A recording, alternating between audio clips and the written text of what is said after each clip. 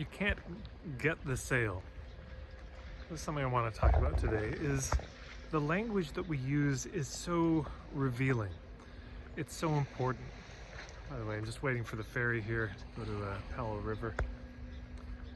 But the language we use says so much, and it testifies to more than we wish it would sometimes. So when people talk about getting the sale, and there are sales courses around how you can get the sale and use these techniques to, it reveals something. What it reveals is that the way that we often look at prospective clients, people who might work with us, is as sort of inanimate. Like one of these rocks on the beach, that I could just go down and pick it up. Here's a rock. There I go, I got the rock. And it's just that simple, and that's all we need to do. But of course, it's not that simple. Even many indigenous cultures, when they go collect rocks for a ceremony, they'd even ask permission of the rock. Basically to ask, is this a fit for you right now? Are you airplane? Do you want to be involved in this reckless endeavor that we're doing? And maybe yes, maybe no. But this willingness to relate to others as fundamentally inanimate, as not alive, as having no choice, no say, no preference that's of any merit, is part of the problem. Now, I know I'm parsing words here, and I know people mean these things differently, so I mean to harsh the buzz on this too much, but we can't just get the sale. There's nothing you can do. There's no course you can go to. There's nothing you can learn that will make you so amazingly skillful, so smooth, that you just get the sale. And in fact, how about this? The smoother you get, the less sales you'll get, because smooth and slick is not trustworthy. So there are only three things we can do in my mind. One, we can get people's attention. Number two, we can filter to see if it's a fit. And third, we can lower the risk of them taking that first step. That's about it. That's really just about all there is to it. There's a lot in each of those three. I mean, there's an enormous amount in those three things. But you'll notice that none of them have to do with me getting anything.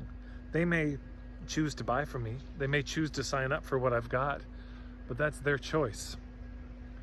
I can't do anything to get them. That's not true, actually. That's not true. I could do things to get them.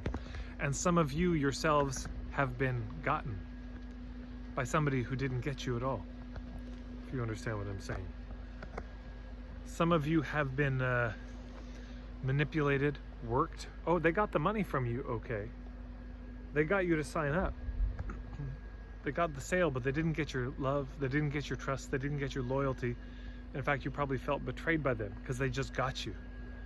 Because they worked you. They hit all the right notes, didn't they? This is what seduction is. You don't realize it's seduction until after it's happened. That seems to be part of the nature of seduction, because they were so flattering, or they just hit the pain point just right, or they promised you some result, and boy, you've been craving that for a while. So they got your money without ever really getting you.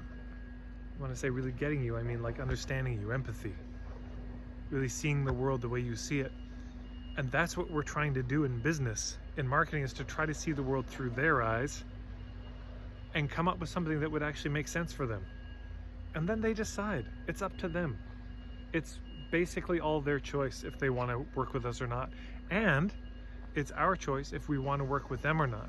Because equally vile is this customer's always right mentality.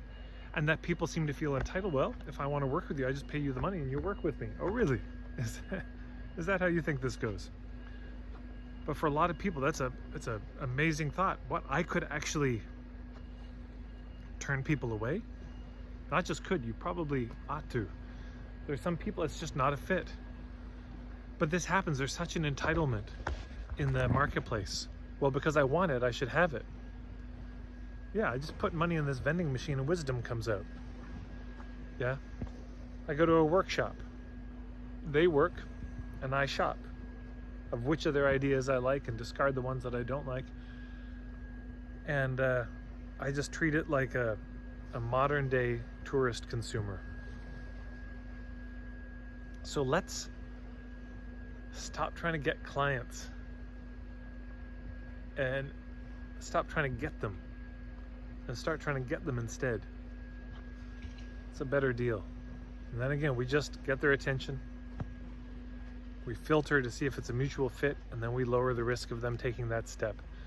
If you want more on all this, by the way, I talk about it quite a bit in my day-long workshop, which you can get on my starter kit at marketingforhippies.com. On the filtering piece, there's a whole YouTube playlist on that. And on the lowering the risk, go to marketingforhippies.com/risk and you'll see more. That's all for now. Thanks so much for tuning in from the beautiful BC coast.